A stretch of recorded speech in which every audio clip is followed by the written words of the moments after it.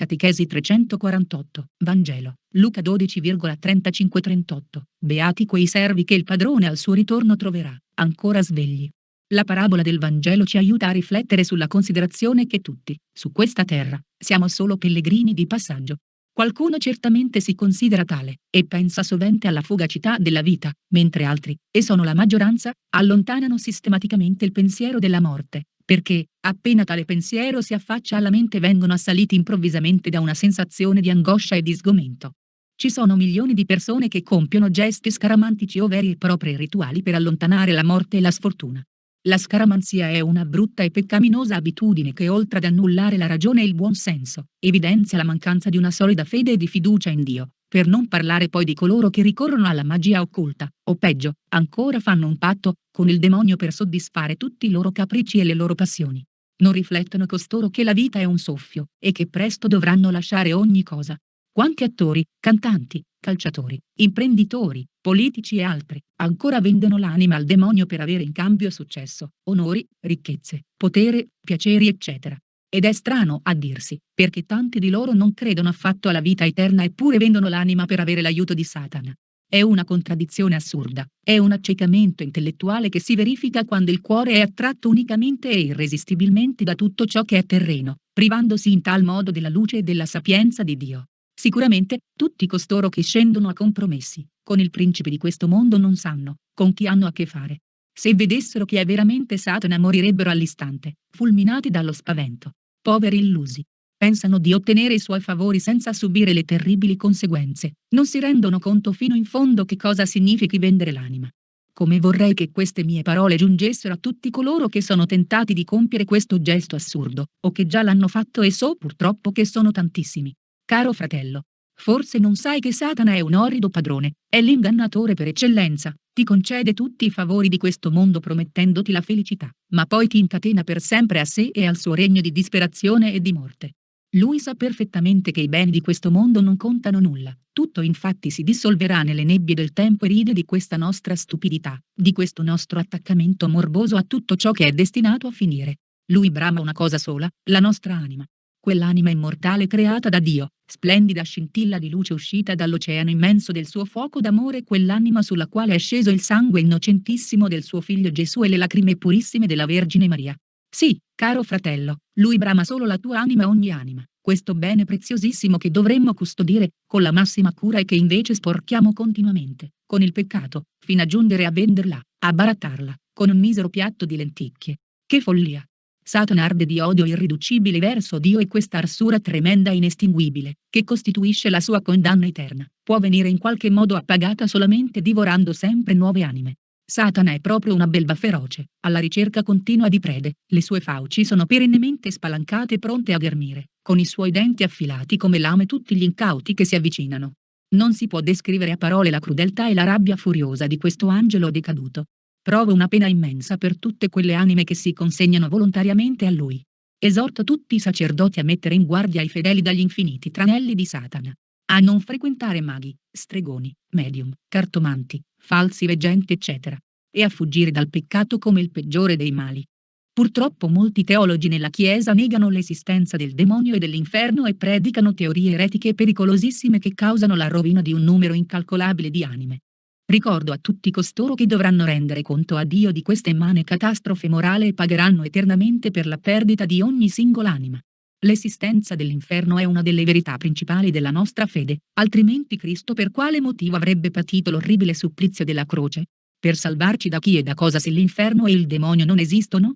Chi non crede all'esistenza del demonio è fuori dalla Chiesa cattolica, lo hanno detto esplicitamente i santi San Paolo VI e San Giovanni Paolo II. Posso testimoniare personalmente dell'esistenza di Satana perché tutti i giorni combatto contro di lui, avendo ricevuto da Dio la missione di guarire e liberare le persone attraverso la preghiera. Conosco dunque, per grazia di Dio, questa terribile verità che i modernisti deridono, ritenendola una favola. Poveretti! Se sapessero quale destino li attende se non si convertono. Si comprende dunque perché la Madonna nelle sue apparizioni autentiche raccomanda sempre di pregare per la conversione dei peccatori. Ogni anima che si perde è una vittoria per Satana, è un dolore lancinante per il suo cuore di madre. Quell'anima appartiene a lei e al suo amatissimo figlio, quell'anima è costata il sangue di Dio e ha quindi un valore inestimabile. Essa è una perla preziosa che andrà ad adornare la Gerusalemme celeste. È un tassello di quel regno meraviglioso di luce che è il paradiso. Dio ha già preparato fin dall'eternità il nostro posto lassù e quel posto non deve rimanere vuoto. Solo in cielo comprenderemo il valore della nostra anima, ma per tanti sarà troppo tardi. Il Vangelo di oggi chiama beati quei servi che il padrone al suo ritorno troverà, ancora svegli. Queste parole sono un invito alla vigilanza continua. La vita dell'uomo ha diverse stagioni: l'infanzia, la fanciullezza, la giovinezza, la maturità e la vecchiaia. Il Signore può giungere in qualsiasi momento e occorre dunque essere sempre pronti. Da questa affermazione si deduce che la preoccupazione principale di un cristiano dovrebbe essere quella di vivere sempre in grazia di Dio. Molti invece commettono ogni genere di peccato e rimangono poi dei mesi, per non dire anni, senza confessarsi. È un gravissimo rischio. La morte potrebbe giungere improvvisa e come ci troveremmo dinanzi al Signore? Cerchiamo dunque di vivere sempre uniti a Dio. Siamo stati creati da Lui per un unico scopo, quello di partecipare un giorno alla sua indicibile e perfetta felicità. Ci troviamo in questo periodo tragico della storia dell'umanità dove Satana si sta impadronendo del mondo attraverso i suoi alleati. L'unica via di salvezza è proprio quello di vivere sempre in grazia di Dio, sotto la protezione della Vergine Santissima, la regina vittoriosa del mondo, l'eterna nemica di Satana. Lei non permetterà che rimaniamo travolti da questa furibonda tempesta che imperversa ovunque, purtroppo anche all'interno della Chiesa.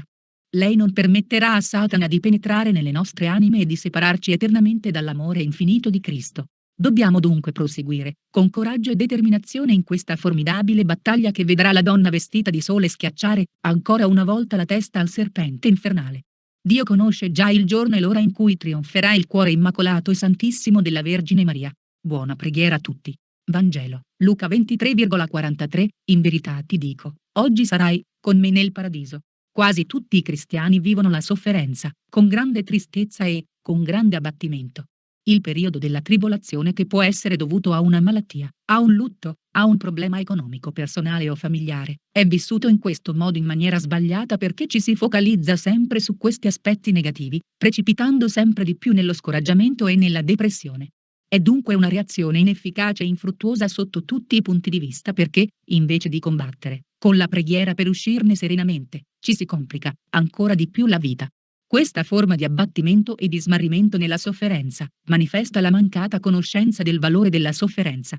Se la sofferenza è come un chiodo che ti entra nella carne e tortura soprattutto per la preoccupazione, quando viene accettata e si prega, con serenità per superarla, diventa un mezzo potente di santificazione.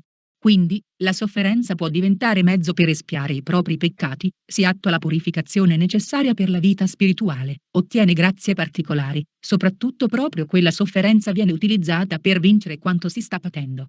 Lo spiego meglio: se accettate la sofferenza che patite e reagite, con molta preghiera e una grande fiducia in Gesù e Maria, la stessa sofferenza diventa il mezzo per guarire ed ottenere molte altre grazie per voi e i vostri familiari.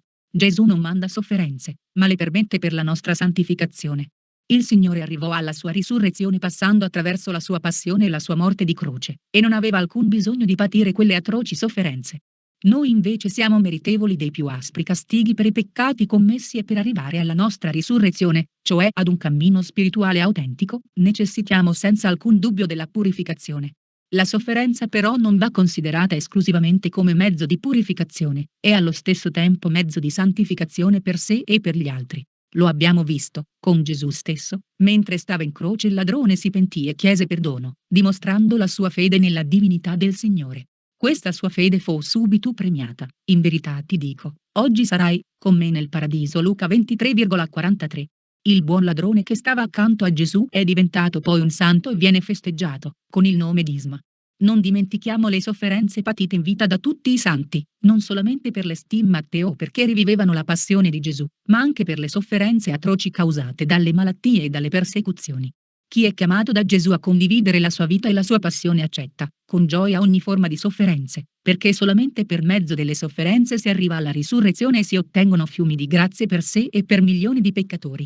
Gesù però non permette mai una croce più pesante di quanto uno può sopportare. Se la croce diventa pesante è perché c'è poca preghiera e poca fiducia in Dio.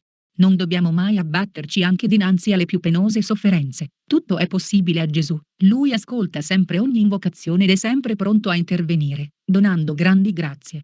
Noi dobbiamo disporci a riceverle, con una vita spirituale più virtuosa, consapevoli che accanto ad ogni sofferenza c'è sempre la Madre addolorata. Ella intercede incessantemente per noi e ci ottiene ogni forma di guarigione, se preghiamo umilmente e, con amore. Buona preghiera a tutti. Vangelo, Matteo 11,25-30. In quel tempo Gesù disse: Ti rendo lode, Padre, Signore del cielo e della terra, perché hai nascosto queste cose ai sapienti e ai dotti e le hai rivelate ai piccoli.